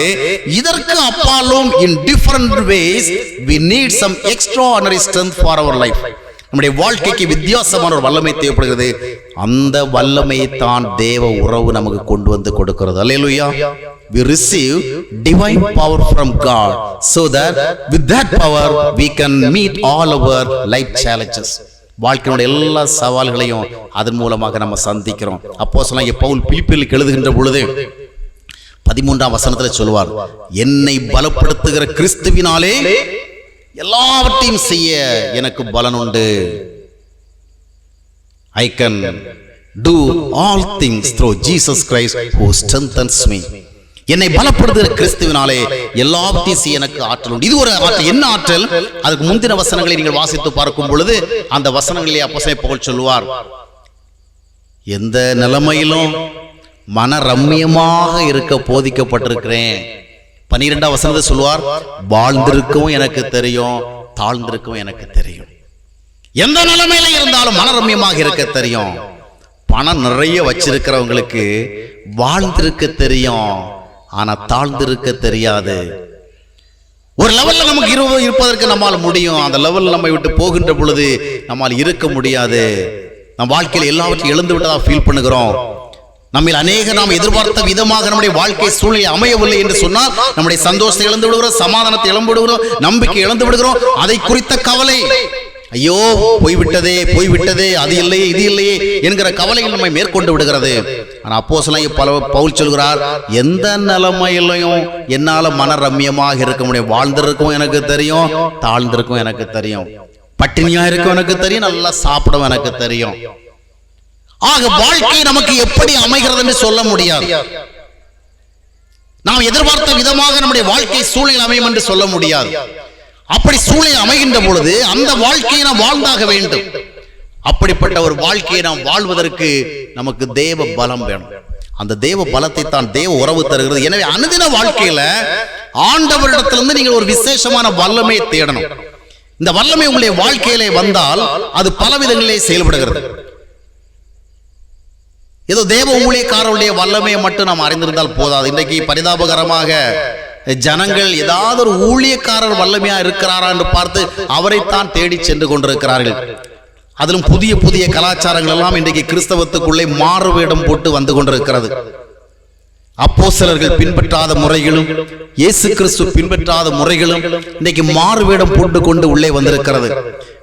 பிற மதத்தவர்கள் நம்புகின்ற காரியங்கள் இன்றைக்கு கிறிஸ்தவ வேடம் பூண்டு கிறிஸ்தவத்துக்குள் நுழைந்திருக்கிறது. அதில் முக்கியமான ஒன்றுதான் தேவ ஊழியர்களுக்கு முன்னால் சென்று ஜனங்கள் விழுகின்ற ஒரு அனுபவம். இன்றைக்கு தொலைக்காட்சி வழியாக பார்க்கும் பொழுது தேவ ஊழியர்கள் தங்களிடத்திலே ஆசீர்வாதத்தை பெறுவதற்காக வருகிற மக்களை, பிரார்த்தனைகளுக்காக வருகிற மக்களை விழ வைப்பதில் தான் தங்களுடைய வல்லமை நிரூபித்துக் கொண்டிருக்கிறார்கள். அவர்களை எப்படியாக கீழே வைத்து தள்ளிவிட வேண்டும் என்று விழுவதற்கு மனமில்லாதவர்களை விழ வைத்து விடுகிறார்கள். வருகிற பெரும்பாலானவர்கள் விழ வேண்டும் என்றே வருகிறார்கள். இதற்கெல்லாம் வேதாகமத்தில் நீங்க ஆதாரமே கிடையாது. ஏன்? அவர் ரொம்ப வல்லமையானவராக, he is so powerful. அவருக்கு பக்கத்துல போனாலே நம்ம விழுந்துருவோம். இயேசுநாதருடைய பக்கத்துல போனவங்க எல்லாரும் விழுந்துட்டே இருந்தாங்களா? அப்போஸ்தலர் பக்கத்துல போனவங்க எல்லாம் விழுந்துட்டே இருந்தாங்களா? அவர்களிடத்துல இல்லாத வல்லமை உங்களிடத்துல செயல்படுகிறதா? ஒருவனை விழுகிறவனை தூக்கி நிறுத்துறதுக்கு தான் உங்களுக்கு வல்லமை தேவை. நிலை குறைந்து நிற்கிறவனை கட்டி எழுப்புவதற்கு தான் உங்களுக்கு வல்லமை தேவை. அவன் நிலை தவறாமல் இருக்கிறவனை கீழே தள்ளிவிட்டு இதுதான் வல்லமை என்று சொன்னால், இப்படி கீழே விழ வைப்பதன் மூலமாக ஒரு வல்லமை வெளிப்படுத்துகின்ற அந்த காரியத்தை பைபிள் சொல்லவில்லை. அதனால்தான் நான் சொன்னேன், பைபிள் சொல்லாத பல காரியங்களை நாம் அப்படியே நம்பி விடுகின்ற அளவிற்கு நம்முடைய மனங்கள் எல்லாம் பக்குவப்பட்டிருக்கிறது. வேத உண்மைகளை தான் நாம் ஏற்க மறுக்கிறோம். ஏதோ ஒரு ஊழியக்காரருடைய வல்லமையின் மத்தியிலே சென்று அவருடைய அபிஷேகத்துல போய் நாம விழுறது எழுறதும் அல்ல. சிலர் சொல்லுவாங்க, அவர் ஜெபிக்கிறவள என்ன வல்லமையா இருக்குது, அவர் பேசும்போது என்ன வல்லமையா இருக்கு. அவர் பேசும் பொழுது, ஜெபிக்கும் பொழுது அந்த வல்லமையை நாம் அறிந்து கொண்டு என்ன பிரயோஜனம்? நம்முடைய தனிப்பட்ட வாழ்க்கையில for our personal life, for our personal needs, we have to get the power from God. நம்ம ஒவ்வொருவரும் ஆண்டவரிடத்தில் அந்த வல்லமை பெறுவதற்கு அழைக்கப்பட்டிருக்கிறோம். எந்த ஒரு தேவ ஊழியக்காரத்திலும் சென்று அவருடைய வல்லமை சார்ந்து உங்களுடைய ஆசீர்வாதங்களை எதிர்பாராதிருங்கள். நீங்கள் கிறிஸ்தவர்கள் என்று சொன்னால், கிறிஸ்துவை அறிந்தவர்கள் என்று சொன்னால், இயேசு கிறிஸ்துவிடத்தில் உங்களுடைய வல்லமை எதிர்பாருங்கள். அவர் உங்களை பலப்படுத்த வேண்டும். மாறுவேடம் கொண்டு கிறிஸ்தவத்துக்குள் நுழைந்திருக்கின்ற தவறான வழிமுறைகளுக்கு நீங்கள் பலியாகாதிருங்கள். அது வேத வார்த்தைகளின் அடிப்படையில் உண்டானதல்ல. எந்த ஒரு ஊழியக்காராவது உங்களை தள்ளி விடுவதற்கு வந்தால் அவரிடத்துல கேளுங்கள், ஐயா நீங்க இப்படி செய்யறதுக்கு பைபிள்ல ஆதாரம் ஏதாவது இருக்குதா? நீங்கள் செய்கிற செயல் அங்கீகரிக்கிறதுக்கு பிப்ளிக்கலா ஏதாவது எவிடன்சஸ் வச்சிருக்கிறீங்களா? நாம அப்படி கேட்க மாட்டோம். ஏன்னா எப்படியாவது நமக்கு ஒரு ஆசீர்வாதம் வரணுங்கிறதான நம்முடைய குறை. யாராவது நம்மளை தொட்டா போதும், யாராவது நம்மளை கீழே தள்ளிவிட்டா போதும்னு நம்ம ஆசையோட இருக்கிறோம். நாம எங்க கேட்க போறோம்? ஆனால் நம்முடைய தனிப்பட்ட வாழ்க்கைக்கு ஒரு வல்லமை வேணும். அந்த வல்லமை நாள் முழுதும் நமக்கு வேணும். அந்த வல்லமை தான் தேவ உறவின் மூலமாக வருகிறது. இந்த வல்லமை நம்மிடத்துல வருகின்ற பொழுது அது நம்முடைய வாழ்க்கையை மாற்றுகிறது. இன்றைக்கு அநேகர் ஆவியின் வல்லமை விரும்புகிறார்கள். சிஎஸ் காரங்களுக்கும் பரிசுத்தாவுடைய வல்லமை வேணும், டிஎல்சி காரங்களுக்கும் பரிசுத்தாவுடைய வல்லமை வேணும், ஏஎல்சி காரங்களுக்கும் பரிசுத்த வல்லமை வேணும், பெந்தேகோஸ்து காரங்களுக்கும் வல்லமை வேணும். ஆனா வல்லமை வேணும், வல்லமை வேண்டும், வல்லமை வேண்டும் என்று சொல்லி இந்த வல்லமையை எதற்காக கேட்கிறார்? For what purpose you are asking for that power? ஏதோ ஒரு வல்லமை பெற்றுக்கொண்டு கொஞ்சம் ஆட வேண்டும், கொஞ்சம் பாட வேண்டும், கொஞ்சம் குதிக்க வேண்டும், கொஞ்சம் உடலை உழுக்க வேண்டும், கொஞ்சம் எக்ஸ்ட்ராடனரியா ஃபீல் பண்ண வேண்டும், சூப்பர் நேச்சுரலாக இதான் நடக்கும். இதைத்தான் வல்லமைக்கு தேடுகிறோம். வல்லமை என்பது எதற்காக? நம்முடைய வாழ்விற்காக. அல்லேலூயா. For our personal life. கணவனும் மனைவியும் நல்ல அன்போட இசைவோட இருக்கணும்னா அங்க என்ன வேணும்னு நினைக்கிறீங்க? பணம் மட்டும் போதாது, கடவுளுடைய வல்லமை இருக்கணும். அந்த வல்லமை இருந்தால்தான் ஒருவரை ஒருவர் ஏற்றுக்கொள்ளுகிற மனப்பக்குவம் இருக்கும். ஒருவரிடத்துல மன வருந்துவதற்குரிய காரியங்களை பார்த்தாலும் மனவருந்தி அதே சார்ந்து செயல்படாதபடிக்கு அதை சாதாரணமாக எடுத்துக் கொள்ளுகிற பக்குவம் வரும். அவன் குடும்பங்களுக்குள்ளாக இன்றைக்கு தேவனுடைய வல்லமை அதிகமா தேவைப்படுகிறது. அந்த வல்லமை இருந்தால்தான் மற்றவர்களை வெறுப்பதற்கு பதிலாக நாம் நேசிப்போம், மற்றவர்கள் எரிந்து விழுவதற்கு பதிலாக நாம் தாழ்மையாக நடந்து கொள்ளும். இந்த வல்லமை கிறிஸ்தவ குடும்பங்களில் இல்லாத காரணங்களால்தான் பல குடும்பங்களே ஓயாத போராட்டம். கணவனுடைய செயல்களை, கணவனுடைய குணங்களை மனைவியால் தாங்கிக் கொள்ள முடியவில்லை, ஏற்றுக்கொள்ள முடியவில்லை. இப்படிப்பட்ட ஒரு நிலையில் தான் தேவன் நமக்கு வல்லமை தருகிறார். இந்த வல்லமை நமக்கு இருக்கின்ற பொழுது ரோமர் 12ஆம் அத்தியாயத்தினுடைய 18ஆம் வசனம் சொல்லுகிறது, கூடுமான வரைக்கும் at your level of best, கூடுமான வரைக்கும் எல்லாரோடும் சமாதானமா இருங்க, ஐக்கியமாக இருங்க. எந்த ஒரு காரியத்தையும் முன்வைத்து ஒரு பிரிவினை ஏற்படுத்தாதீர்கள். வாத பிரதிவாதங்களை ஏற்படுத்தி வெறுப்புகளை உருவாக்காதீர்கள். சமாதானமாக போங்க. ஆனா முடியலையே, ஒருவருடைய கருத்தை ஏற்றுக்கொள்ள முடியவில்லை, ஒருவருடைய சுபாவத்தை ஏற்றுக்கொள்ள முடியவில்லை, அவருடைய செயலை ஏற்றுக்கொள்ள முடியல, எப்படி சமாதானமாக போக முடியும்? அவ்விதம் சமாதானமாக போவதற்கு தேவையான வல்லமையை தான் தேவன் தருகிறார். அல்லேலூயா. தேவ உறவின் மூலமாக வருகிறதான தேவ வல்லமை ஒருவருக்கொருவர் நாம் இசைந்து போகவும் இணைந்து வாழவும், எதற்கெடுத்தாலும் சண்டை சச்சரவு என்று போகாமல், வெறுப்பு விரோதம் என்று போகாமல், கசப்பு கோபம் என்று போகாமல், எரிச்சல் என்று போகாதபடிக்கு ஒருவர் ஏற்றுக்கொண்டு வாழ முடிகிறது. ரோமர் 15:7 சொல்லுகிறது போல, கிறிஸ்து உங்களை ஏற்றுக்கொண்டது போல நீங்களும் ஒருவரை ஒருவர் ஏற்றுக்கொள்ளுங்கள். ஏன் இயேசு கிறிஸ்து ஏற்றுக்கொண்டார்? அவரிடத்தில் தெய்வீக வல்லமை நிறைவாக இருந்தது. அந்த தெய்வீக வல்லமை நாம் பெறுகின்ற பொழுது நாம் ஒருவரை ஒருவர் ஏற்றுக்கொள்வோம். ஆக பண வலிமை இருந்தாலும், கல்வி வலிமை இருந்தாலும், பல்வேறு ஞானம் இருந்தாலும் அந்த வலிமைகளை கொண்டு இது போன்ற தேவையை சந்திக்க முடியாது. அப்போஸ்தலனாகிய பவுல் 2 கொரிந்தியர் 4:8 சொல்லுவார், நாங்கள் எப்பக்கத்தில் நெருக்கப்பட்டாலும் ஒடுங்கி போவதில்லை. Even though we are pressed on every side, we will not be crushed. அவருக்குள்ள ஒரு மகத்துவமான வல்லமை இருந்ததை தொடர்ந்து வருகிற வசனங்களிலே சொல்லுவார். ஆக அந்த தெய்வீக வல்லமை அனுதின வாழ்விலே நாம் பெற்றுக்கொண்டு வாழ்வதுதான் கிறிஸ்தவ வாழ்க்கை. எங்கேயோ இருக்கிற வல்லமை, யாரிடத்திலோ இருக்கிறது வல்லமை என்ற எண்ணத்தின் அடிப்படையில் செயல்படுவதல்ல. நம்முடைய வாழ்வில வல்லமை, நம்முடைய இருதயத்தில் வல்லமை. அந்த வல்லமையை கொண்டு வாழ்க்கையில வருகிற எல்லா போராட்டங்களையும் நாம் சந்திக்கிறோம். இந்த உலகம் ஒரு சபிக்கப்பட்ட பூமி என்பதை மனதிலே வைத்துக் கொள்ளுங்கள். இந்த பூமி நாம் ஆசீர்வாத நிறைவோடு வாழ்வதற்கு தேவனாலே வைக்கப்படுகிற பூமி அல்ல. It was a cursed earth. இங்கே முள்ளும் குறுக்கும் முளைக்கும். இங்க பிரச்சனைகள் உண்டு, போராட்டங்கள் உண்டு, சோதனைகள் உண்டு, வேதனைகள் உண்டு, நெருக்கடிகள் உண்டு, இழப்புகள் உண்டு, ஏமாற்றங்கள் உண்டு, துன்பங்கள் உண்டு. இயேசு கிறிஸ்துவை நம்முடைய வாழ்க்கையில் ஏற்றுக்கொண்டாலும் இவை எல்லாவற்றையும் நாம் விதிவிலக்காக விடுவதில்லை. ஆனால் the midst of all these things we can have the peace, we can have the joy of God. எல்லாவற்றுக்கும் மத்தியிலும் கூட ஒரு சமாதானத்தை பெற்றுக்கொள்ள முடியும். அதற்கு தான் தேவனுடைய திவ்ய வல்லமை நமக்கு உதவி செய்கிறது. அந்த வல்லமை நீங்கள் தினமும் தேடி அந்த வல்லமையில உங்க கிறிஸ்தவ வாழ்க்கையை வாழணும். எந்த சூழ்நிலை வந்தாலும் அப்போஸ்தலனாகிய பவுலை போல மனரம்யமாக வாழ்வதற்கு உங்களை ஆயத்தமாக்கி கொள்ள வேண்டும். ஆக அருமையானவர்களே, கிறிஸ்தவ வாழ்க்கை என்பது தேவ உறவில் வாழ்கிற ஒரு வாழ்க்கையாக உங்களுக்கு இருக்க வேண்டும். கிறிஸ்தவ வாழ்க்கை என்பது தேவனுடைய வல்லமையில் வாழ்கிற ஒரு வாழ்வாக இருக்க வேண்டும். எனவே அனுதின வாழ்க்கையிலே தேவ உறவை தேடுகிற மக்களாக, தேவ வல்லமை உங்களுடைய தனிப்பட்ட வாழ்க்கையிலே தேடுகிற மக்களாக, தேவனோடு ஒரு தனிப்பட்ட உறவை ஏற்படுத்தி அதன் மூலமாக வல்லமை தேடுகிற மக்களாக நீங்கள் வாழ வேண்டும் என்று ஆண்டவர் எதிர்பார்க்கிறார். அப்பொழுது உங்களுடைய வாழ்விலே அன்பு வரும், அப்பொழுது உங்களுடைய வாழ்விலே சமாதானம் வரும், அப்பொழுது உங்களுடைய வாழ்விலே சந்தோஷம் வரும், அப்பொழுது உங்களுடைய வாழ்விலே எல்லா பிரச்சனைகளுக்கும் தேவனுடைய தீர்வு வரும். அவ்விதமான ஒரு உயர்ந்த ஆசீர்வாதத்தை தான் ஆண்டவர் நமக்கு தருவதற்கு அவர் ஆயத்தமாக்கி வைத்து நம்மை அழைக்கிறார். என்னுடைய உறவோடு வாழ்வதற்கு வா மகனே, என்னுடைய ஐக்கியத்தோடு வாழ்வதற்கு வா மகளே, என்னுடைய வல்லமையில் வாழ்வதற்கு வா மகளே, மகளே என்று ஆண்டவருடைய அன்புடன் அழைக்கிறார். அந்த அன்பின் குரலுக்கு நாம் செவிசாய்ப்போமா?